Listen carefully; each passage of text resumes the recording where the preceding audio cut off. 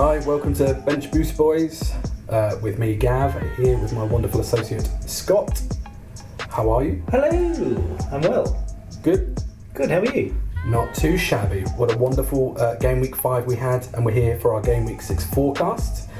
Before we get onto all that good stuff, just to remind listeners, you can find us on their internet at benchboostboys.club. On there you'll also find a link to our private league for FPL, so please join that, and also stick your email address in our little subscription box and you'll get our frequent/infrequent newsletter. We're also across all the usual socials. Our tag across all of those is just Bench Boost Boys, so hit us up, including any questions you've got for our mailbag. We've got a couple of decent questions to get to towards the end of the podcast, so I won't give those away just yet, but yeah, reach out, show us a bit of love. So, Game Week 5. Would you like to kick us off, Scott?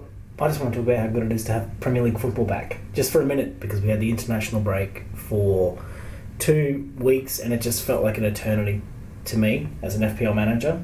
And I know it probably felt like an eternity to you.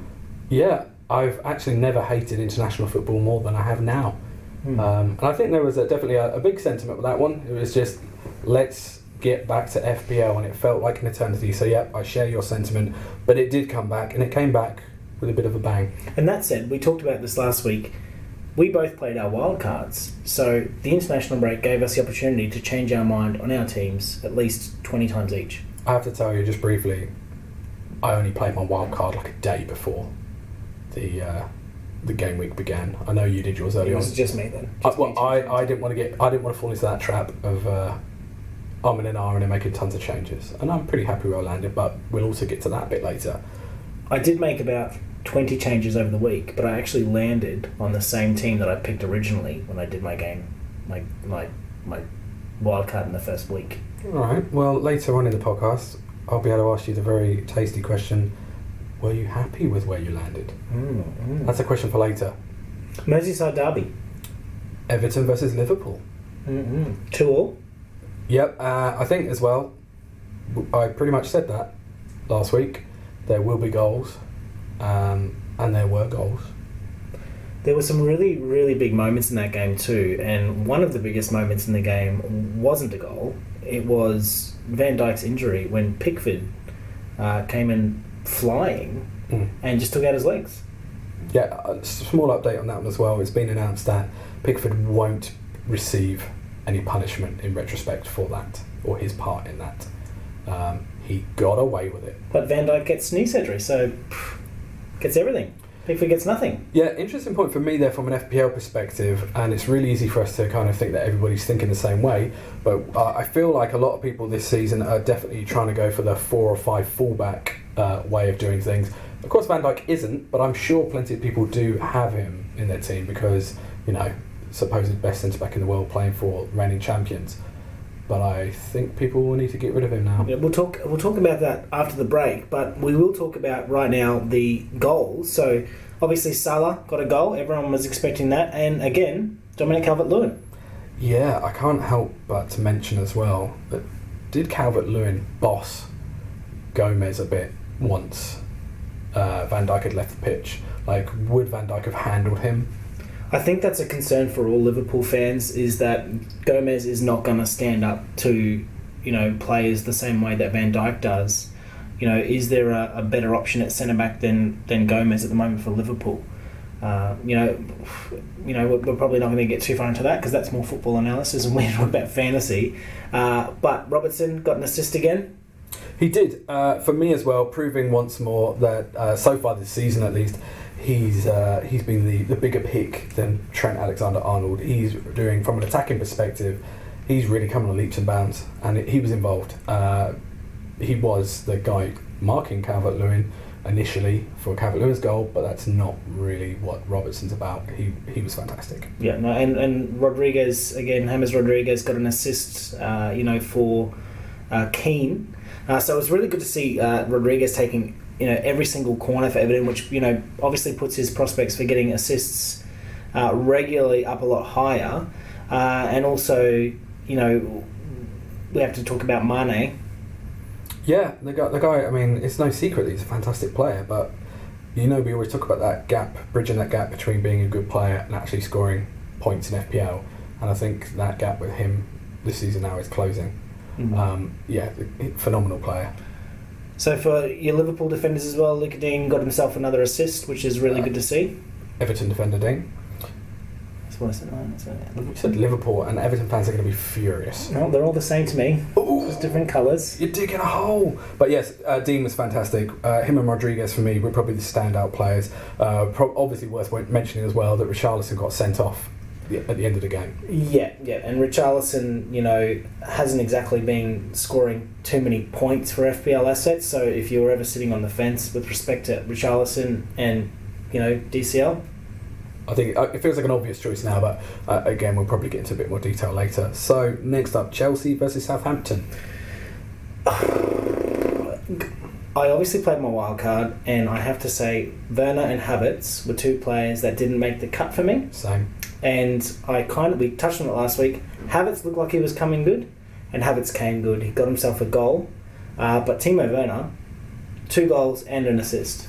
Yeah, it looks like the Germans are coming good, and it is that kind of, for me, that dichotomy of, if I get rid of him this week, is he going to perform? And I did play my wild card, so it doesn't sting as much as my problems with Son in the past, but yeah, they are coming good, and we'll be asking lots of people questions now about whether they keep, transfer, whatnot. But I did get the sense that this might be the beginning now for Werner particularly. He had a fantastic performance, great goal, especially a solo goal. I'm suddenly looking at him like, this guy's going to score a lot of goals. Yeah, and if you've got 9.5 odd million, why not give him a crack? He's found his footing. But we have to talk about Chelsea's fragility at the back. They've conceded 3 goals. Obviously, Southampton conceded 3 goals too. But what about Chilwell?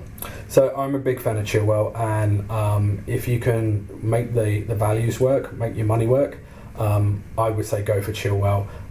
As I touched on a minute ago, I'm very much about the fullbacks for defence this season. But topically worth mentioning that Kurt Zouma had a bit of a mare and gave away one of those goals.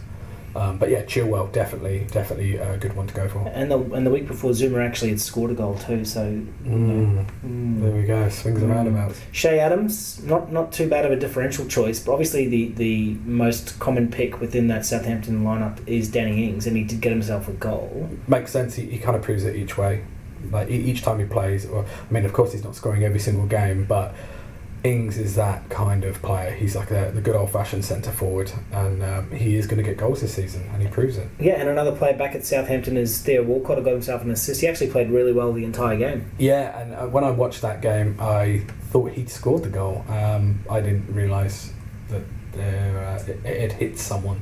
He's only selected by 0.2% of teams, and at 5.8 million, he might be a really good differential choice. But we'll move on to Man City Arsenal. My team, Arsenal, just didn't really show up.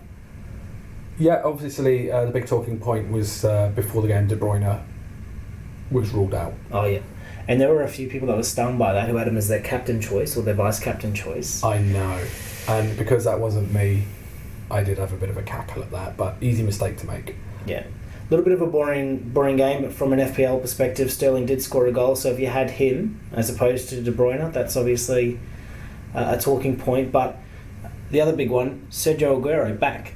Yeah, it was, I'm not a City fan, but he's a fantastic player, and it was nice to see him on the pitch. Yeah, I think we can move on. That game... Not much more to say, to be honest. No. But next game, Newcastle, Man United. Ooh, so Man United really needed to prove a point here, coming back from a thrashing. And it didn't start that well. They didn't. They took their time to prove that point. Yeah. I think it took until the late 80th minute.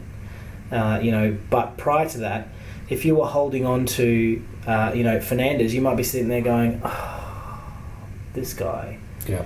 Goal disallowed, VAR, and he also misses a pen, but he turns it around. By the end of the game, he had 11 points. There you go. And Wan-Bissaka, someone who I had grown a bit tired of and ditched during my wildcard switch, he got a goal, and it was a good goal too. But obviously the game kicked off with an own goal from Luke Shaw. Yeah, and Wan-Bissaka too, I think that was actually his first goal for Man United in something like 50-odd games. There was a comment from one of the other players who said, we didn't know he could shoot. But there you go. Good It was goal. actually a really, really good strike too. But the big standout for Man United was probably Marcus Rashford, who got himself 2 assists and he scored a really good, almost a solo goal. On his day, Rashford is a superb player. I get a little nervy with players like Rashford. It would be very easy to look at that and go, oh, we should get Rashford in the team. And then he might not score for a few weeks. You could say that about anyone, but certainly worth keeping an eye on. And a lot of players who maybe put their faith in St. Maximum, after last week's performance where he got himself about 12 points this week, really didn't get anything. So it's worth pointing out as well that I know it's hard, but you have to be a bit patient with FPL. Just because a guy who cost you $5 million scored a hat-trick one week doesn't mean it's going to happen every single week, and no one's got a crystal ball.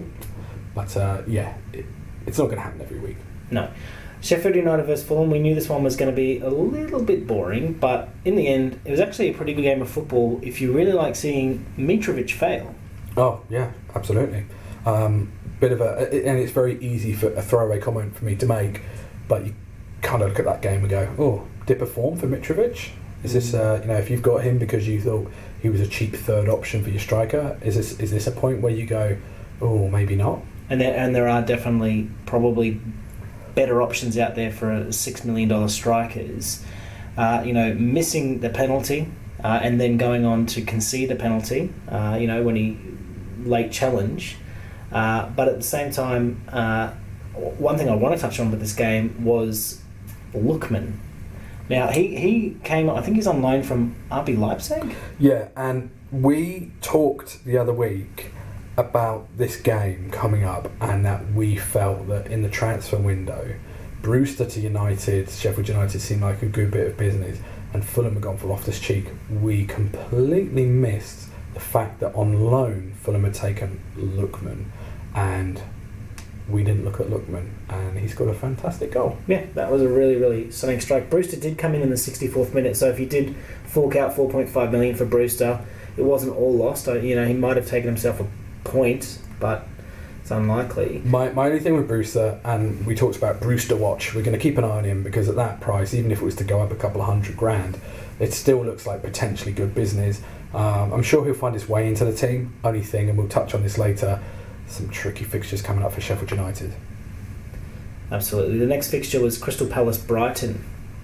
Zaha scored a penalty.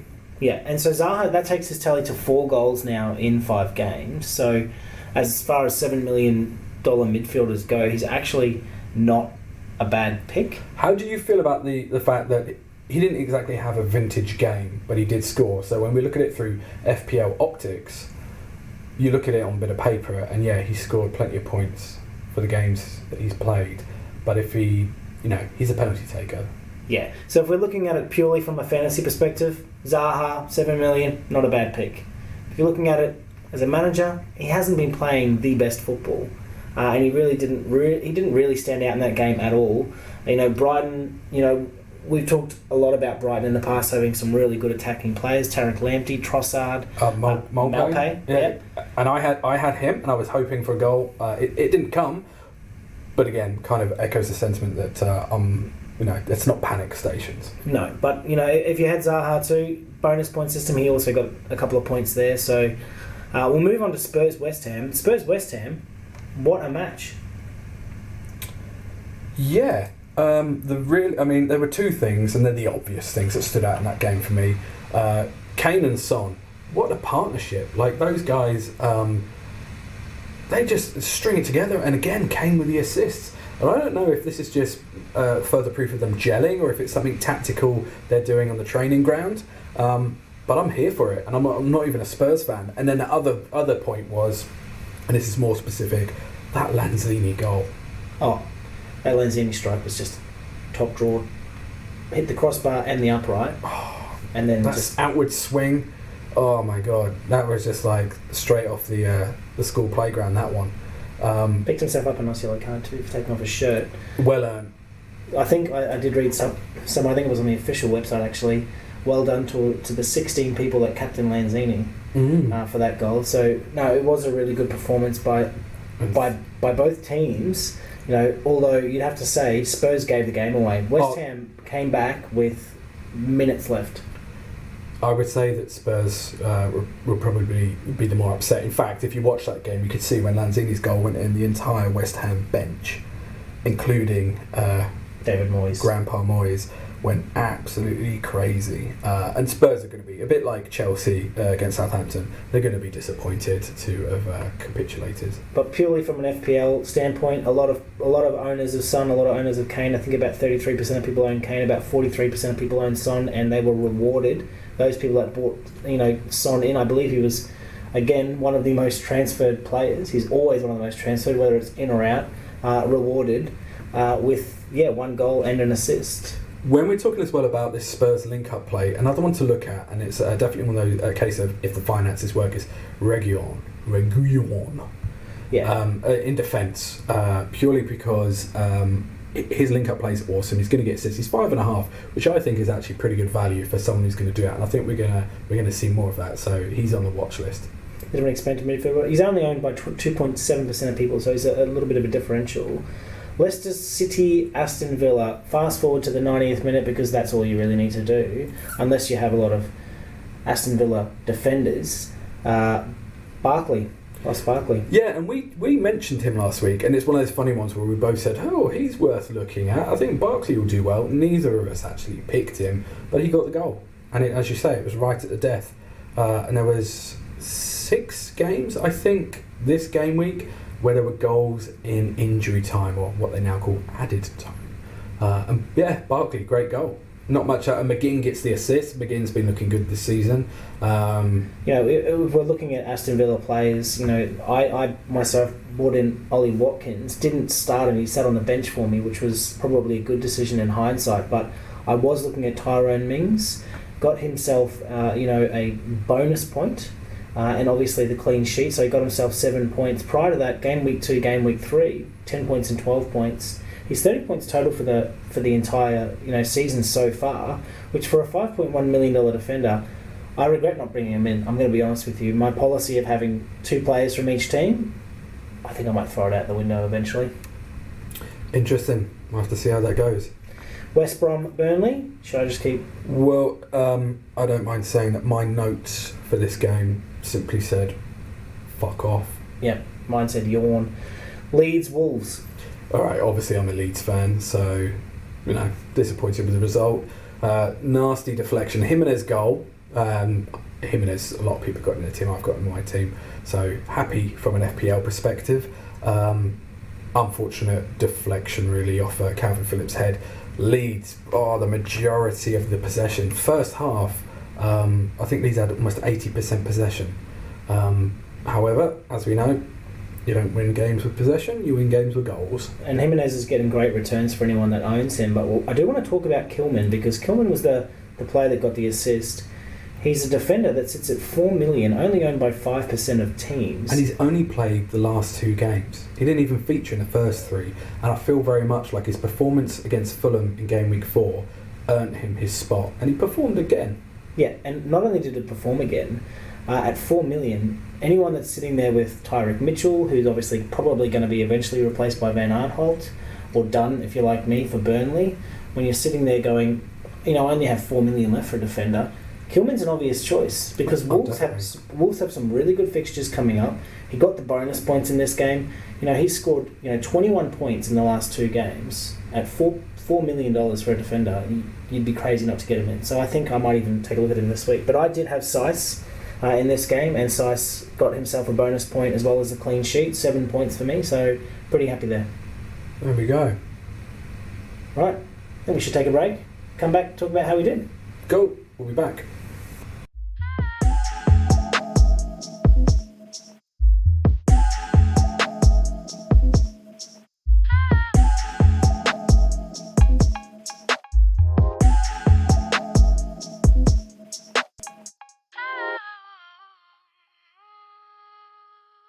And we're back. So, let's talk about how our teams did this week in game week 5. Well, we obviously both wildcarded, and unlike the millions of people that wildcarded last week, or last game week, we did really well. I'm pretty happy with how I did. Yeah, I feel vindicated in almost all of my decisions, and at the moment, I think, looking at my points, I scored 82 points this week, which was 22 points above the average.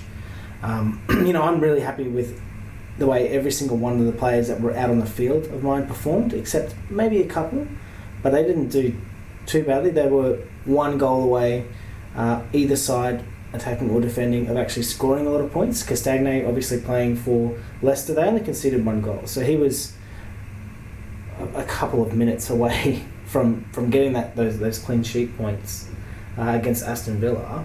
I would say McCarthy, Southampton, I'm not seeing a lot of points coming from my goalkeeper, but I'm not putting a lot of money into that position, so I'm not upset about that. The big performance for me this week in defence, Seiss and Robertson both played really well. Seiss with the bonus points, Robertson with the assist. My other midfield players, I had every single one of my midfielders on the field for this game week. Jorginho with the assist, Rodriguez with the assist, Son with the assist and the goal, Salah with the goal, and Grealish played too, which was nice. Who'd you captain? Captain Son, so 13 points takes up to 26 points. So for me, that was really good, and I wound it out with great performances by Harry Kane, obviously on 16 points. Probably, in hindsight, should have captained him. And DCL, who also got himself a goal. So yeah. Did you leave any significant points on the bench? No, not at all. Ollie Watkins, scored 2 points, but I had Kyle, Walker Peters on my bench as a defender. Even if I swapped him out for Castagne, I didn't lose any points on my bench, so I'm really happy with my performance. There you go. The spreadsheet works. How'd you go? Yeah, good. I got above the average as well. I got 73 points and went top of the Bench Boost Boys private league, which people more than welcome to come and join. Please do. Go to benchboostboys.club. You'll find the link on there. I broke the Son curse. Yeah. It's well established between you and I that I yo-yoed Son in such a catastrophic way previously that I missed out on him when he scored those 4 goals. Happy to report that as part of my wildcard, Son came back in and I captained him. As I mentioned earlier in the podcast, I did get rid of Wan-Bissaka, Werner and Havertz recently, and they all performed, but I shouldn't dwell on that. Points I did leave on the bench was Cresswell. Still thought it was a good decision to do that, but just for the state of fact, Cresswell was on the bench, so I missed out on those 5 points. But on the pitch, Leno in goal for Arsenal, 3 points. Robertson, Liverpool, 6. I got 6 for Konsa for Villa. Stuart Dallas just picked up the 2 because obviously Leeds conceded. Grealish, I was really hoping for something big. Just a 3. Rodriguez, 4. Salah, 7. Son, as I say, captain, 26. Molpe, again, expected more, got 2. Not panicking on that one. We'll talk later in the podcast about what happens next. Jimenez, bittersweet for me as a Leeds fan, 8 points. Calvert-Lewin, 6 points. So yeah, no, I'm super happy. Didn't do quite as well as you did, but still firing in all cylinders. And only losing 3 points with the decision to play Dallas in front of Cresswell. Yeah, you're not kicking yourself over that. It's not too bad, especially when the rest of your players are performing so well. Yeah. So at the end of the season, obviously, when I beat you by 3 points, then I'll remember. You'll rue this decision. Let's be fair. If I'm ruining decisions at the end of the season, it's still going to be transferring out Son before he scored 4 goals. Yeah, and I'm looking at our midfields. They're very similar. I think the difference is in our midfield is Jorginho. I have Jorginho, and you have Douglas Costa. No, Helder Costa. They're probably long lost relations. I've got Helder Costa, but for this game week, I actually had him on the bench. I didn't play 5 midfielders like you did. Yeah, and he actually played pretty well against Wolves. Obviously, he didn't score huge points, and as I say, he was on my bench because I wanted to play 3 strikers. But all in all, very happy with that game week. And as you said, feel quite vindicated by the wild card. Felt like the right thing to do. Yeah, absolutely. So, on that, we should talk about, obviously, with respect to what we might plan on doing. We'll touch on that later. But there are some decisions that are going to be made for players, for FPL managers, that are kind of out of their hands. If you're holding on to someone like, Van Dijk, as we talked about earlier, he's now got a long-term injury. They are saying it's going to be months before he's back. I guess it's kind of out of their hands. You're going to have to get rid of him. Oh, absolutely. Like if you're a remotely serious FPL player and you've got Van Dijk in your team, he's got to go. Yeah. If you've got Van Dijk in your team, I dare say he's almost always in the starting lineup because it's a lot of money. You're leaving money on the table. 6.5 million, and you can do a lot with 6.5 million, especially in defence. I would also argue too, he's a centre back. I wouldn't be bringing in a like for like position. No, I would be bringing in a fullback. I feel like you and I are proponents of the idea of particularly this season going for the 4-5 fullbacks. Really, I do get why someone might have Van Dijk in their team, but I'm not sure it's great value for money. And obviously, of course, it's a moot point because he's going to be out injured potentially for the rest of the season. So no, absolutely, we don't even need to waste any more time on that. Get him out your team. Yeah, who would you bring in? Well, if you want to go like for like in terms of team, well, you couldn't look any worse than Andy Robertson. Yeah, Robertson. He's a little bit more expensive. Some of the players that I would maybe look at bringing in, if you don't already double up on your Liverpool defenders and you haven't got Robertson or Trent Alexander-Arnold, I would say Tyrone Mings is a player that for me stands out as being a phenomenal FPL asset. Again, upset I don't have him on my team. Luca Dean, who got the assist against Liverpool. If you're a Liverpool fan, do you want to bring in an Everton player in defence? Hey, you know what? Some people are funny like that. My dad is a Manchester United fan and he won't have anything to do with Manchester City players, which I think is wholly ridiculous, but each to their own, eh? Well, I actually don't have anything to do with Manchester City players myself, and I won't for a little while. But for different reasons. Other options. Sice, he's on my team, and truthfully, I think he's one of my better performing players overall. He's scored, 31 points over 5 game weeks. That's 6.2 points per week. Yeah. And I'm quite certain that there aren't that many defenders that are performing as well as Sice. I think he's actually the highest performing defender so far. Yeah, obviously it does also depend who is already in your team, but Dean from Everton, for me, would be a very smart choice. Alrighty, what about Richarlison?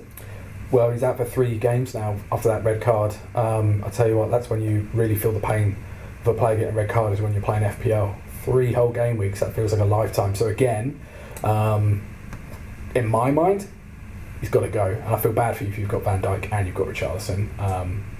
Maybe play your wild card. But yeah, I couldn't have Richarlison just kicking around on my bench for 3 weeks. That said, it depends what you've got going on in your bench. If you've got someone decent who's in form, maybe you do just sit him on the bench for 3 weeks. Yeah, or the obvious choice, if you don't have DCL, now's the time to change.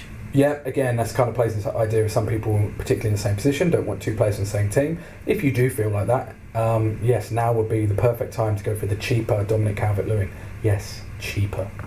There are other options too in attack around that same price point. Well, actually, slightly cheaper. Callum Wilson for Newcastle is probably a good option. And we've talked about Maupay. I know you've got Maupay. I do, yeah. And honestly, if this fits you as well, if you do have Richarlison and you've got Van Dijk, maybe now would be a good time to sacrifice 4 points, make 2 transfers, use the money that you save on Van Dijk to push you a little bit further and see if you can stretch to one of the big boys up front. Yeah, Antonio would have been a good option. He's got a bit of an exclamation mark against his name at the moment. An ankle injury or hamstring injury actually. So maybe always take a look at the player you're looking to bring in before you make the change. But there are definitely options out there. Roll the dice on Lookman. I know it's based off 1 game, but you never know. Yeah, you never know. All right, players to watch. Well, Lookman.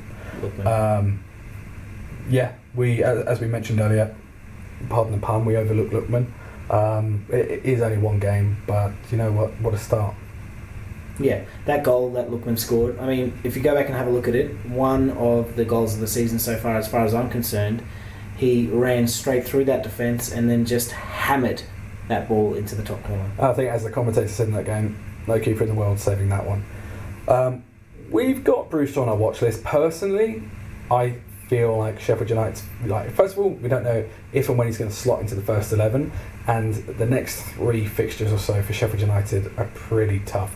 So I'm happy to just keep my eye on Brewster. I still think at his price point, at some point, that's going to be a good bit of business. If you're looking at bringing some more money into your midfield or into your defence, for whatever reason you think that might be a good idea, Brewster's always probably the best option. Well, particularly if you don't mind playing 2 strikers for a bit, you could always do that now to make your money work. Leave Brewster on the bench for a few weeks. Yeah, of course. Sergio Aguero's back, so a lot of people might be looking at maybe bringing him back in.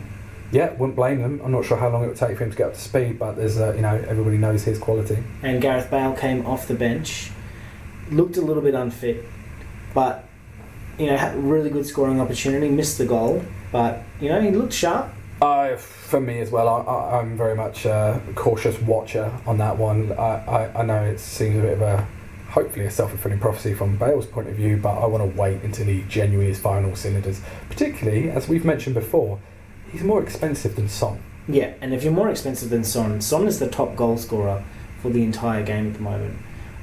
Apart from maybe Harry Kane, I think there might be 2 points between them, sure. 60 and 58 points. Harry Kane, I think, is obviously, scoring a lot of goals, but he's scoring a lot of goals with Son. Do Tottenham need to bring on another attacking player? Don't know. Nice to have options.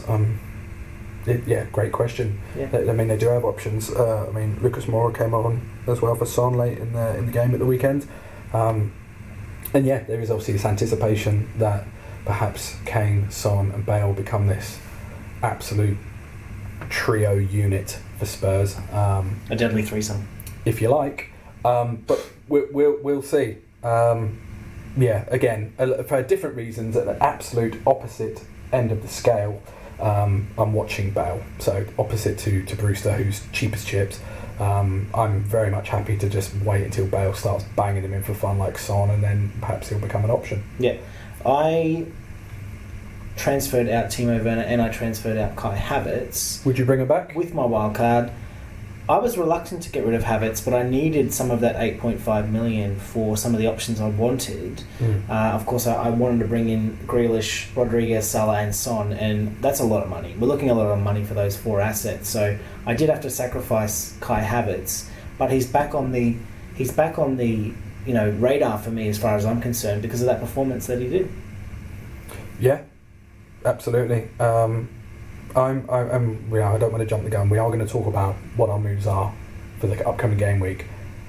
Kind of personally, probably a bit settled on what I've currently got, but Werner, I'm not mad at him that he did that once I took him out of my team, but yeah, watching with great anticipation. I think this could be the start of his Chelsea revolution. Yeah, and of course, obviously, Lampard is spoiled for choice with some of his midfield players at the moment. Pulisic is back and he's playing well, getting in some really good positions, so another one to keep an eye on. Another one that I keep harping on about, and you might be sick of it, is Mings. Tyrone Mings, Aston Villa.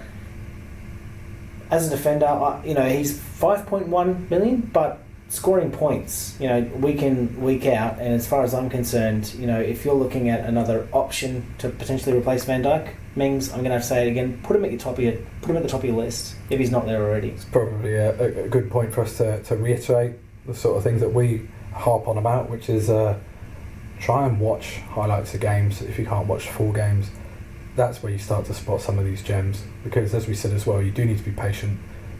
Players aren't going to score tons of points every week, but if it looks like they're nearly scoring points and the form's good enough, they should become points. I mean, Timo Werner's a good example of that. He was never playing terribly. He was actually playing very well and was growing into the game, and weekend he had a great time of it. Yeah, and the other one that I want to touch on as well, and someone that I haven't looked at before in the past because I can't, for the life of me, being a Man United player in good faith. I'm just not a fan. Oh. But Bruno Fernandes. Yeah. As an FPL asset. Definitely. I can see as well why someone might be particularly tempted by Rashford at this point. After a great weekend, I'm definitely cautious around Rashford. I don't always think he's the most consistent player, but Fernandes, yeah, I wonder as well how many people might get spooked by the fact that he didn't have a great game at the weekend and might want him out. I wouldn't. I'd hang on to him if you've got Fernandes. The same goes for Vardy. He's 75% chance to play this week, but as we already looked today at the stats, on the FPL website, lots of people have turfed Vardy straight out. He didn't play a minute at the weekend. 75% chance of playing. He's the kind of guy who seems to overcome injuries of late anyway, like particularly with his recurring hip problem. I wouldn't have necessarily dumped Vardy. As a 34-year-old, I feel comfortable calling another 34-year-old a little bit too old for my team. So I won't be captaining Vardy. But we're going to take a break now. We're going to come back. We'll talk about next week's fixtures, the fixture difficulty rating, and take some questions from the mailbag. Sounds good. We'll be back.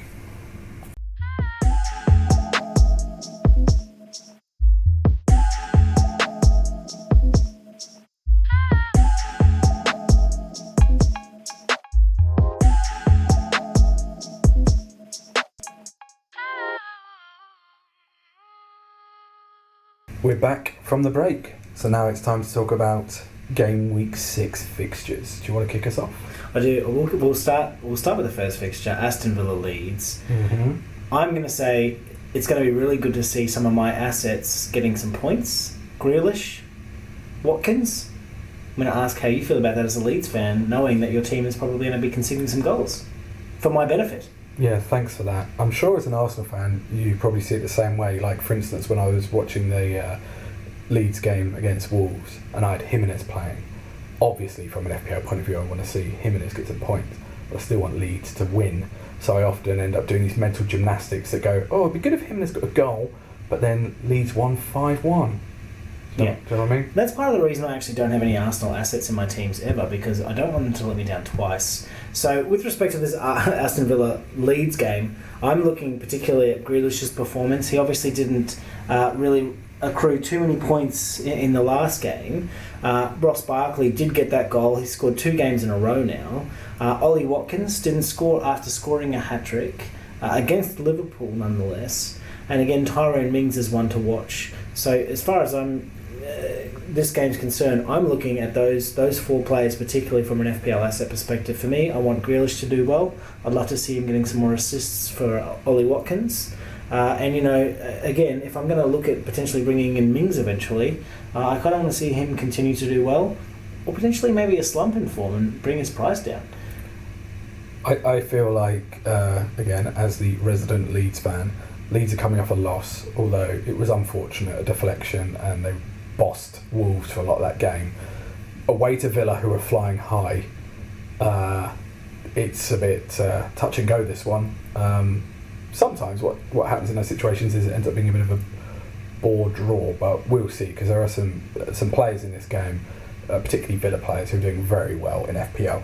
I need to use this point in time in the podcast for a public service announcement.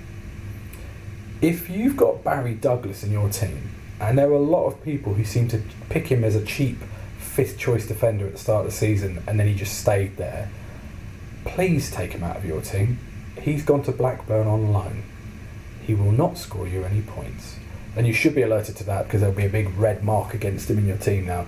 But it's quite startling for me that Leeds' first 3rd choice left back was in so many teams. Stuart Dallas is your guy, and he's in my team. Well, that was a public service announcement from Gav. West Ham versus Man City. I have a question. Is De Bruyne still a must-have? I think I know why you would suggest that, but it's also important to stay calm. De Bruyne is top class.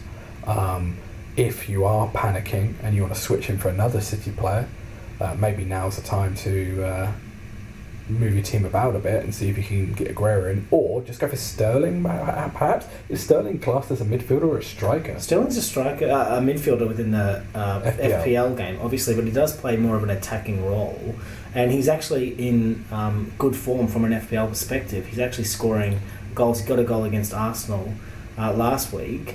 So, yeah, I mean, the reason I ask that is not because De Bruyne is injured and you need to panic in that respect, but truthfully, he hasn't actually been coming up with the goods all that often this season when compared to some of the other premium midfielders, like Salah, like Son. Dare say Son, who's probably not even priced as a premium asset but performing like one, but also Bruno Fernandes, who actually, although he didn't play well for 80 minutes last week, had a great 10 minutes at the end of the game. Yes, and that's a good pickup.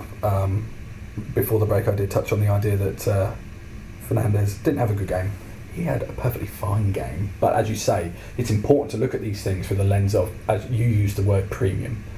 And you have to do that. You have to look at premium players and scrutinise them more closely, because it's a lot of money to be spending if they're not performing. So I can completely appreciate where people might freak out with De Bruyne. I would say if you've got De Bruyne in your team, particularly if you don't want to use loads of transfers or a wild card or free hit or whatever, stick with him. Yep, and you think Cresswell is the big West Ham pick? Yeah. I meant to mention him earlier in the podcast when we were talking about the fixtures from the past game week. Cresswell's class, from another one of these fullbacks who is going to grab you some points for sure. So if you're looking for a fullback, again, maybe another one if you're trying to switch out Van Dijk. Cresswell, Antonio, as you mentioned earlier, is injury risk and he's a little injury prone. But if you want a West Ham player in your team, Cresswell's your guy. Yeah, I maybe this week I might avoid that given the fixture difficulty rating this one obviously is a 4 against Man City away. At home. So maybe just keep that in the back of your mind. Fulham versus Crystal Palace. Is this the point where we just completely give up on Fulham assets? It'd be very, very easy to certainly feel that way about Mitrovic, as we touched on at the start of the podcast. Maybe. I mean, in fairness, we knew quite early on that they were going to be the whipping boys. I think the reaction I had to Fulham last week was that of a bit of a sigh and Fulham. It feels a little bit like, it's early in the season, but I don't think they're going to have a great season. I think maybe. Yeah, but for Crystal Palace's perspective, it'll be interesting to see whether or not Van Aanholt is fit to play and whether or not he replaces Tyreek Mitchell. But Wilfred Zaha has already scored, like we said, 4 goals in 5 games this season. From an FPL perspective, he's probably the one to talk about, because even though Fulham are playing at home, Crystal Palace, if they're going to take some points out of this game, it's likely they're going to come from Zaha. What about we talked in previous game weeks about even people like Andros Townsend. Yeah, Andros Townsend playing really good attacking football at the moment, I think he actually scored a really great goal maybe 2 or 3 weeks ago. But he's the kind of player that's going to be putting those balls into Zaha. Well, I mean, the games at Fulham, as we've talked about previously, who knows how much that means these days with no crowds. But if the Crystal Palace attacking players are going to do something a bit special, surely you'd think it would be against Fulham. Man United Chelsea, as far as I'm concerned, the game of the week, fuck your defenders off if you've got any Chelsea and Man United. They're not getting a clean sheet, because I reckon this game is ripe for goals. With the form that Werner and Havertz are in, and I can say that because they've had one good game in the last couple of weeks. Havertz is playing really well. Werner scored 2 arguably fantastic, almost solo goals. Yeah. I know Jorginho put him through for that ridiculous assist. But he still had a lot of work to do to finish that goal off. And it looks like Werner's finding his feet in the Premier League. I feel that way. And he's going up against a Man United defence that has been punished in the past and isn't playing confidently. And I think there was talk of potentially even Shaw saying he wants out in the January transfer window. I read that. He does want out. And of course, they've more or less replaced him already. With Telesh. Yeah. And he's actually someone that we could look at as being a potential replacement also for Van Dijk. Tellus obviously had some really good performances last season with in the Portuguese league. I think it was with Porto. I think he actually was scoring a lot of goals. He got a lot of assists. So he is one of those assets that's not going to potentially help Manchester United keep a lot of clean sheets. But if you're an FPL manager, he's going to score you some points when he does come in. For me, he kind of falls slightly foul of that. We've not seen him in the Premier League. However, an absolute must for the watch list. Also worth noting, and I think you mentioned this to me the other week, he automatically slots in at the most expensive Manchester United defender. Yeah, but on top of that, we talked. You just mentioned it then. Actually, Werner and Havertz took a little while to get used to the Premier League, so Tellez hasn't played there either. So watch list. Yeah, watch list. So Liverpool versus Sheffield, comfortable game for Liverpool at home. Probably an obvious choice for captaincy here is Salah. If you're thinking about captaining anyone you're not sure, pick Salah. Oh yeah, absolutely. If ever there was that's always the kind of meme, the joke that if in doubt, captain Salah. Well, that's absolutely the case this weekend. And I'm sure there's potentially plenty of other options. Tottenham at Burnley, we'll talk about that in a minute. So you could look at Kane or Son, but absolutely, if in doubt, captain Salah this weekend for sure. Bruce to watch, we've kind of touched on this, not for a few more games. Be great to see him get some minutes and see how he goes. You'd likely think at some point he's going to be the main kind of goal. And Brewster actually was on Liverpool's books for a while. He was. It'd be great if he could get a little bit of game time, and maybe the manager's looking at that thinking Brewster's going to come in just to prove a point. He might get a goal. Who knows? But this looks very much like a Liverpool win. This one, and an Salah, easy Liverpool win. Again, depending on how your money's working, Mane. Mane's looking great, right? Obviously, Andy Robertson. Not sure about Trent. All this kind of stuff seems to be happening off the left. Yeah, and a lot of people have transferred Trent Alexander-Arnold out of their teams because if you're looking to save a little bit of money, Robertson is bringing more attacking returns, as many defensive returns, obviously, but at $500,000 cheaper. Why wouldn't you switch? Oh, and already a bit like we talked about Vardy earlier. So far this week, Trent Alexander-Arnold is one of the most transferred out players. So he's obviously giving people food for thought. But yeah, Liverpool win that one, surely. Yeah, and so DCL to score in his 6th game in a row, Southampton versus Everton. Yeah, who knows, maybe we'll see Ings score as well. How is Rodriguez? For someone who came into the Premier League under this kind of cloud of he's inconsistent, he's playing pretty damn consistent. Yeah, and we talked about this a little bit, a little earlier.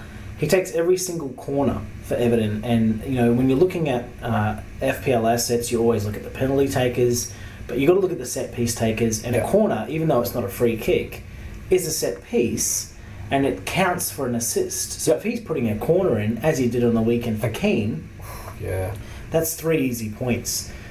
There's obviously been a lot of goals this season. So we're talking about a lot of opportunities coming for Everton. A lot of their goals have come from headers. DCL obviously himself has scored quite a few headers, and if Rodriguez is taking corners, I think he's an obvious choice. Yeah, obviously the other talking point we've actually already covered earlier in the podcast, Richarlison's banned. So yes, in case you missed that point, he's out for 3 games, which feels like forever in FPL terms. Get him out. Yeah, I've got McCarthy and Fraser Forster on my bench as my 2 goalkeepers, Southampton goalkeepers, and I've got Walker Peters on my bench. I can tell you right now, I'm not confident McCarthy's going to get any points, and I'm certainly not going to be putting Walker Peters on my field. Fair enough. Okay, Wolves versus Newcastle. It's an interesting kind of match of teams at the respective points in their season. Wolves struggled to contain Leeds in their last game and took them a while to get into the game. Of course they did. I dare say they got lucky with their goal, but Wolves are a good team. Newcastle have been that team where I think pre-season people didn't have much hope for them, but they've turned it on sporadically. I don't know, this is one of these sorts of games where it could just as easily be 0-0 as it could be 4-3 or something. Yeah, and Wolves have quite a nice run of fixtures. They've got Crystal Palace up after Newcastle. So if you were looking to bring in maybe another Wolves asset, this could be a good game because for them, they're playing at home. Wolves have been playing quite well as a team. Jimenez, he's not the most prolific goal scorer. He doesn't. Wolves don't score 4 or 5 goals in a game. As a bit of trivia, out of their last 27 games, for 21 of those games, they haven't scored in the first half of a game. Yeah, so they're not exactly scoring hand over fist like teams like Tottenham are at the moment. But from an FPL asset perspective, there are a lot of Wolves assets to think about. Jimenez, you've got. Podence, always a good choice. I've got Seiss in defence. I like a lot of the Wolves players. In saying that, Newcastle, Callum Wilson, he scored quite a few goals already.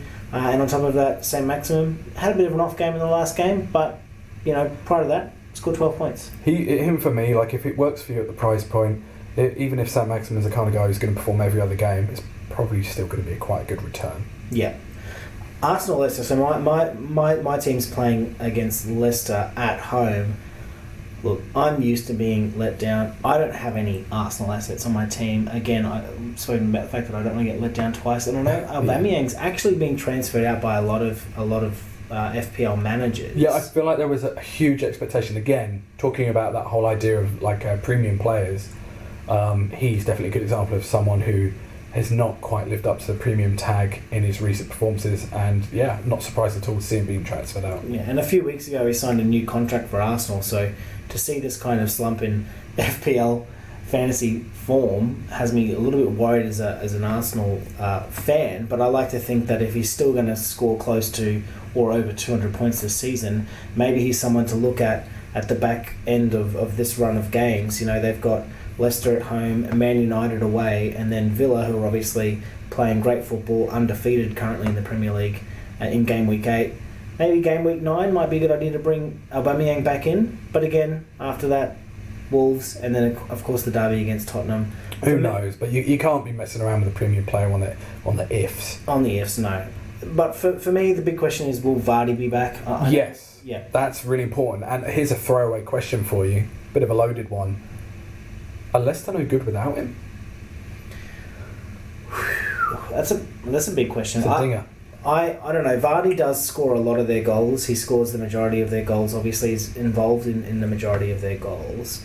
But I don't think that's. I don't think it's fair to say that any team revolves around one player. In saying that, at the moment, you know, Leicester haven't looked that great the whole season. As far as I'm concerned, they haven't looked that great. They did hammer Man City early on. Yes. 5-2, and Vardy obviously got himself a hat-trick in that game. And then the week after, Vardy had a bit of a stinker. Things just didn't quite go his way. Yeah. And you know what as well? It probably is worth saying that them thrashing City could have skewed people's perceptions of how they're doing and what they're up to. But you know what? Season's young. Vardy's 75% to play that game. Anytime Vardy's on the pitch, there's a definite threat of goals, more so than many strikers in the Premier League. Brighton Hove Albion versus West Bromwich Albion. This for me is probably one of those games where you look at it and you think, oh God, if it's on at 2:30, am I going to wake up for it? The answer is no, but I wouldn't be surprised to waking up to see that potentially Brighton, a couple of goals against West Brom. I think they're playing really good attacking football. Malpay, Trossard probably running amok, and Tarek Lamptey obviously always. At the start of the season, we saw he was a really exciting young player. He hasn't done a lot in the last couple of games, but you know, I think Brighton, you know, there's a chance they're going to do some damage against this for me is potentially the sleeper game of the game week, the one where people don't potentially play much notice beforehand, but then Brighton go and thrash them 4-0. I dare you to captain Malpay. We'll talk about that in a minute. All right. Burnley versus Tottenham Hotspur. Oh man, Son and Kane are just like a bloody well-oiled machine at this point, and it's away, but you just can't help but think. I mean, Nick Pope's great in goal for Burnley, just from a pure footballing perspective, but you can't help but think this has got goals written all over it. The bigger question probably is Gareth Bale going to feature? We talked about this a little bit in the break. We talked about the fact that obviously European football starts this week, and there has been talk of Bale getting a start in Europe just to try and get some game time down. Which could mean, from an FPL point of view, he definitely won't play this weekend. So something to think about there, and not to mention the fact, and we talk about it a lot, Bale's a lot of money. Was he 9.5 mil? He's more expensive than Son. That's a lot of money, which is why for me, I'm like, on his day, Bale's a fantastic player. Happy to keep him on the watch list. And also as well, like for me, a kind of interesting story would be, you know, people have got these ideas that Son, Kane and Bale will be this super threesome, as we talked about earlier. But maybe he upsets the apple cart. Tune in to find out. But yeah, all in all for me, this has got Burnley getting thrashed written all over it. Yeah, absolutely. Should we go to the mailbag? The mailbag. We've had a couple of questions. So, they both questions actually, independent of each other, happen to mention Wolverhampton Wanderers. First question comes from Theo, who manages Wenger Inn. I am considering dropping Traore as he hasn't been playing great and is coming off the bench, but I'm sure as Wolves have a nice run. Do I instead look at replacing Havertz, who is going against Manchester United for someone from potentially Spurs or Aston Villa to gain maximum points this round? Really good question. If I'm looking at these two choices, Traore or Havertz, to fiddle with right now, I understand Wolves have a great run, and we did just talk about the fact that they are playing Newcastle at home, and there's a potential for a lot of points. Traore hasn't always played at the start of the game, whereas Havertz, we've talked about this, is coming into form, and irrespective of the fact that they're playing against Man United, which would normally arguably be a tough fixture, we're talking about a Man United who is conceding goals. Sure. So my feeling here is, firstly, why is Traore on the bench? I don't know enough about that situation to understand if it's fitness related or if he's being, the manager's preferring someone else. That's tough. What I would say is, given we're in an FPL optics, we're often concerned, like Willian at the start of the season, it was concerning that he was only playing 60, 70 minutes a game. So it doesn't give you faith. I feel a bit that way with Traore, and I feel like maybe people have invested a bit too much in him. So that's my first concern. Why is he not playing? If he's not playing, he's not going to score points. Havertz, we've talked about the fact that Chelsea's attacking midfield and strike force is stacked, and it wasn't clear at first who was preferred. We had that Ziyech, who was not ready to play. Lampard was playing Mason Mount for a bit, and then he wasn't. I feel like, and this could come back to bite me, but I feel like Havertz has pretty much cemented his place in that Chelsea team. I would pick Havertz, if the money works, over Traore.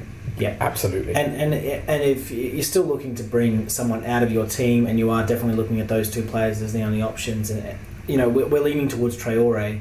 Traore is sitting at around 6.5 million or around that price point. There are actually really quite a lot of good options. And you mentioned that you might want to bring someone in from Aston Villa. You might want to bring, someone in from Spurs. You're not going to get a lot of options from Spurs that I would jump into for that price point. But from an FPL points perspective, why not drop down to someone like Jorginho if you don't already have him? 5.2 million, you'll save a little bit of money. He's scoring a lot of points. He takes Chelsea's penalties. And on top of that, he's almost a guaranteed starter because he's not one of those attacking players. He's more defensive. And he hasn't necessarily kind of started to fall a bit out of favour like a Kante. That's actually a really good pick. I would definitely consider that.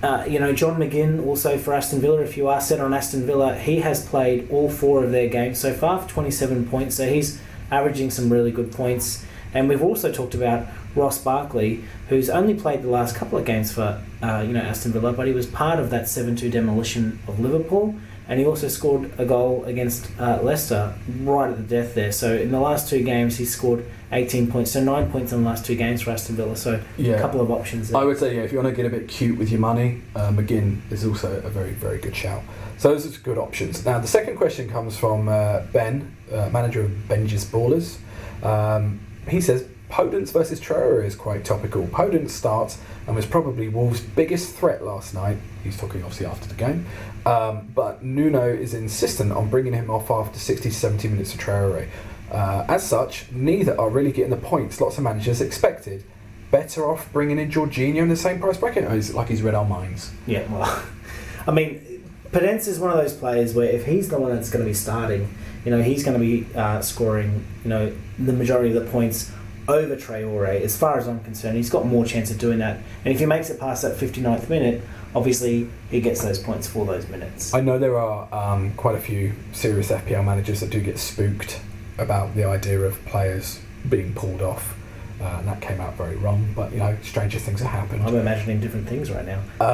But, yeah, the whole kind of scoring points for being on the pitch for 60 minutes, I don't know if he's fallen foul of that, but obviously it does affect your points. And let's not forget that one of the highest goal scorers in the game right now, Son Heung-min, who scored 58 points in total, has been taken off in around the 70th or 80th minute in the last couple of games, but he's still getting those points. So, potentially Podence, the fact that he's not actually delivering on those returns, and there are different options around that price point, and like Ben said in his question, Jorginho is one of those options. I can't help but agree. I think that feels like a safe pick, doesn't it, at the moment, Jorginho? And you've got to look too, and this is part of we joke about the spreadsheets, but you've got to look at what has their form been like consistently over this whole time. And Prince had some great games at the start of the season. He was on a lot of people's watch lists. Traore started in a lot of people's teams because last season he was incredibly dangerous. Yeah. But this season, is he actually delivering on that faith? And is Podence still delivering on those performances? And Wolves have had arguably a fairly easy run of fixtures, and they have a couple of more easy fixtures to come. But at the same time, Jorginho, Chelsea, consistently scoring their penalties. He has missed one this season, but even still got a really, really good assist. Yeah, I was going to say, got the assist as well. And just to touch back there on Wolves, they must take confidence in the fact that for a large parts of that Leeds game, they got played off the park, but they still came away with the points. So I should imagine that will buoy them, if you like. Yeah. But yeah, Jorginho, I'd say that for Theo and Ben. Good shout. Yeah.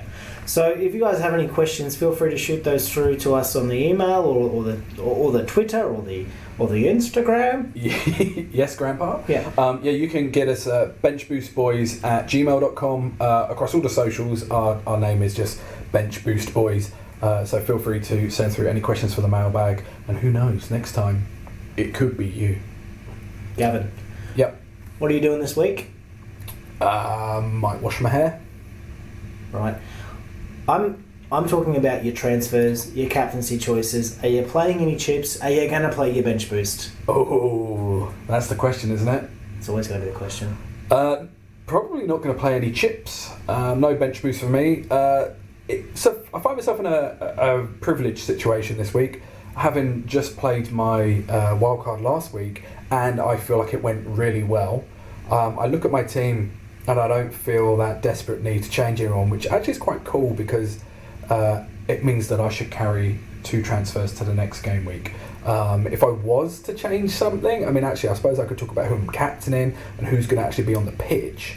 As we said earlier, probably Salah. It feels safe. Son would be a good pick against Burnley just because I think Spurs are going to rip him to shreds. So that's actually what happened in this week just gone. I was all set to captain Salah, and at the last minute I switched to Son, and that did pay off, not like in spades, but it worked. No regrets.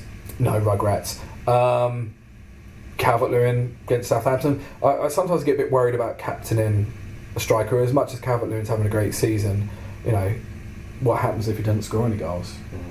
You could say it about anyone, I suppose. Or Mope, you dared me to do that. Captain him. Do you know what? I could do, but maybe you're lulling me into a false sense of security. Are you going to be playing the 3-4-3? So on the bench at the moment I've got Creswell, who's playing against Man City this week for West Ham, and then Walker-Peters. On the pitch, Robertson, Conser, Dallas. Do you know what?